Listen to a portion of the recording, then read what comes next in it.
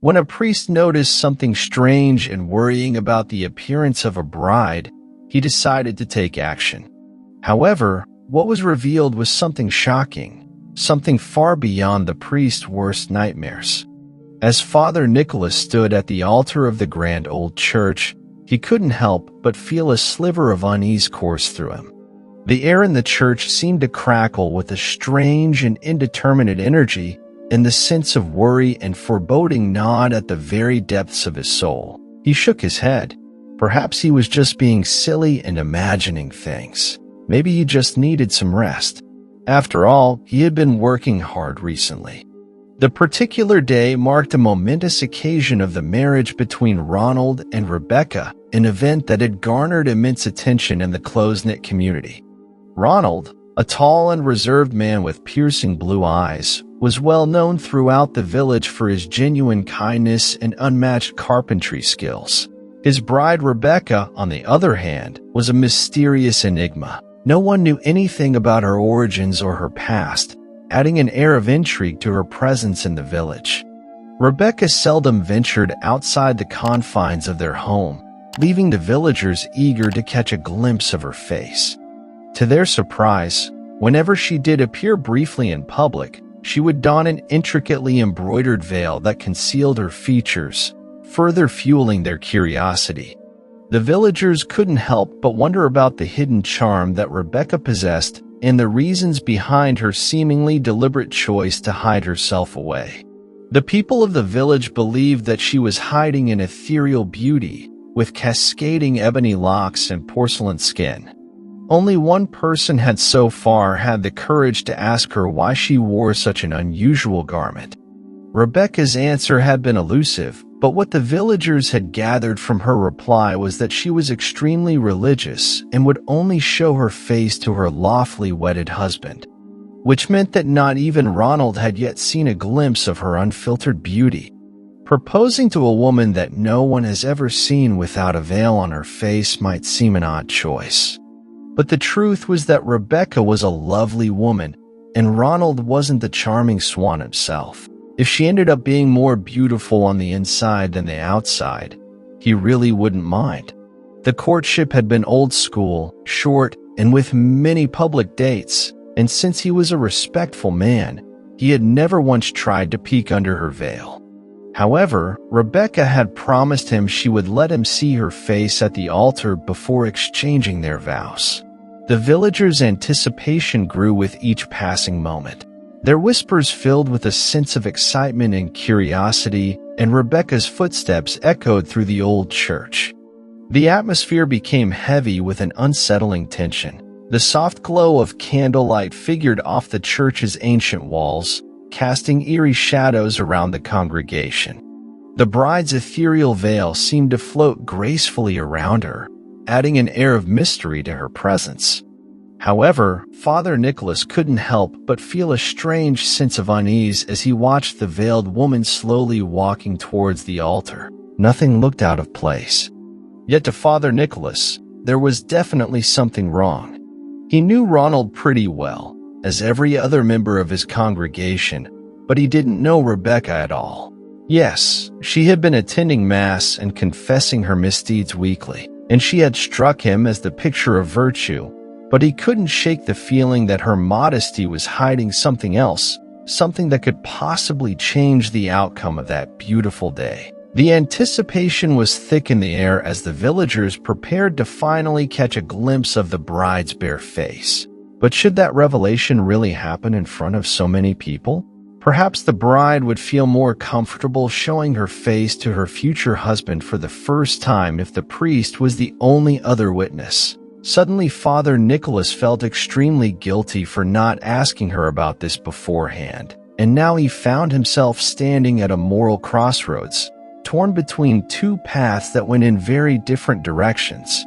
On one hand, he could proceed with the wedding and let her face her choice head-on. On the other hand, a strong intuition was warning him that something was amiss and that he would strongly regret not interfering. A deep-seated conviction coursed through his veins, urging him to listen to his instincts. Summoning all his courage, Father Nicholas cleared his throat and urged the bride and groom to come closer. When they were both just inches from his face, he turned his attention to Rebecca and began to ask her whether she really wanted to do this in front of all these people. But something caught his eye mid-sentence, and he was left so speechless that his mouth was hanging open. He had never been this close to Rebecca, and had therefore never had the chance to peek under her veil. She usually wore a garment of dark lace, but today her thin veil was see-through enough to let him see underneath, and what he noticed was shocking. "We need a few minutes to talk," he said loudly, stopping the wedding to address the congregation. "We will be back shortly. Please sit down and enjoy this beautiful sunny day." Before anyone could react, Father Nicholas grabbed both the bride and groom and dragged them back inside the vicarage. Ronald was stunned by the sudden interruption and demanded to know what was going through the priest's head. This was his wedding day. Surely whatever he remembered he needed to tell them could wait until after the ceremony. On the other hand, Rebecca was silent. She knew exactly why the priest had stopped the wedding. She had seen his eyes roam her face beyond the veil, and had recognized the look in his eyes. That was a look she had seen countless times on other people's faces before she decided to start wearing a dark veil wherever she went. Mystery and curiosity she could get away with. It was the pity in the people's eyes she couldn't stand. So she put a hand on Ronald's arm and told both men to listen. "I know you're thinking that I shouldn't expose myself like this on my wedding day, Father," she said. "I don't know if you're afraid that the congregation will be horrified by the sight or that Ronald won't want to marry me anymore. Whatever it is, I'm ready to face both disgust and rejection, but I'm tired of hiding and I want to do it today." Father Nicholas felt a surge of pride and compassion for the woman in front of him. Here she was, ready to face her demons in front of dozens of people, and a man who could withdraw his proposal at once. She was brave, and he could do nothing but grant her request, even if it may end up turning a sacred event like a wedding into a crazy spectacle. What he didn't know was that in this congregation Rebecca had found a family. She had moved from place to place for years, never being able to grow roots anywhere, until she had finally felt at home in this town where nothing ever happened. She might become the town freak, but she didn't care anymore. She was tired of running and wanted people to love her for who she really was and not for the mystery she embodied. But now Ronald was having second thoughts. What could possibly be Rebecca talking about? Hiding? Running? What was he going to see under that veil that could change his mind about the entire wedding? He wanted her to answer his questions, but she insisted she'd do it in front of the whole congregation. So he gave in, and they went back to the church where the guests were still waiting for them, whispering in confusion.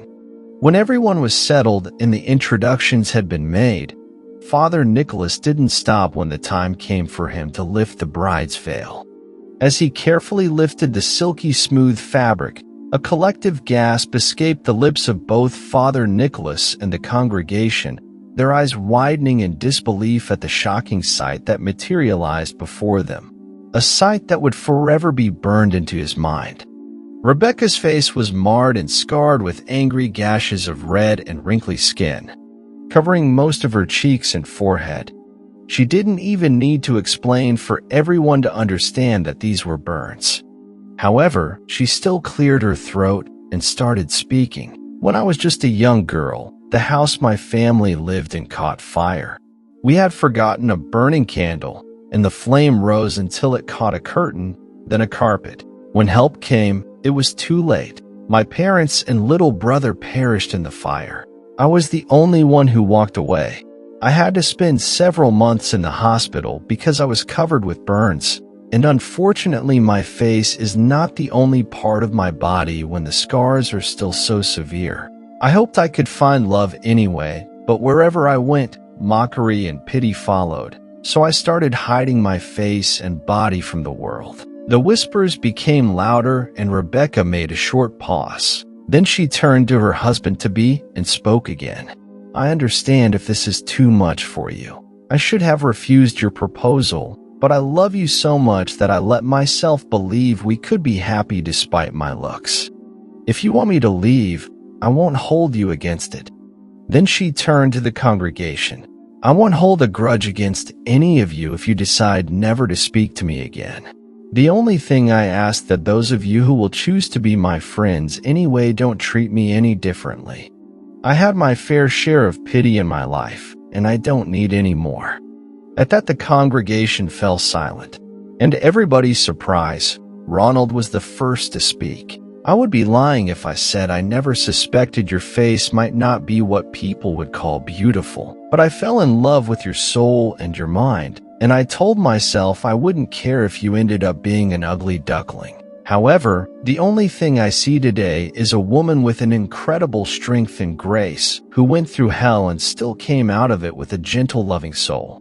Your scars are the remainder of something terrible that happened to you, but to me, they are the tangible sign that you made it out of that inferno alive. So if you'll have me, I'd still like to take you as my wife, unless someone wants to interrupt this wedding once more." The congregation laughed at this joke, and even Rebecca beamed with joy and relief. But poor Ronald had to wait a little longer to have and to hold her, because something even more exciting happened. Most of the guests rose from the pews and rushed to hug the bride. They wanted to show her their support and acceptance, and assure her that they wouldn't just look at her and see something broken. They would see a woman of courage who had managed to turn her life around and find happiness after an unimaginable loss, and now deserved everything the world had to offer, including but not limited to a husband who was dying to marry her. What did you think of this shocking story? How would you have reacted if you had been in the congregation of that church? Would you have shown the same empathy to Rebecca? Thank you for watching this video, and if you enjoyed this story, please don't forget to like and subscribe for more.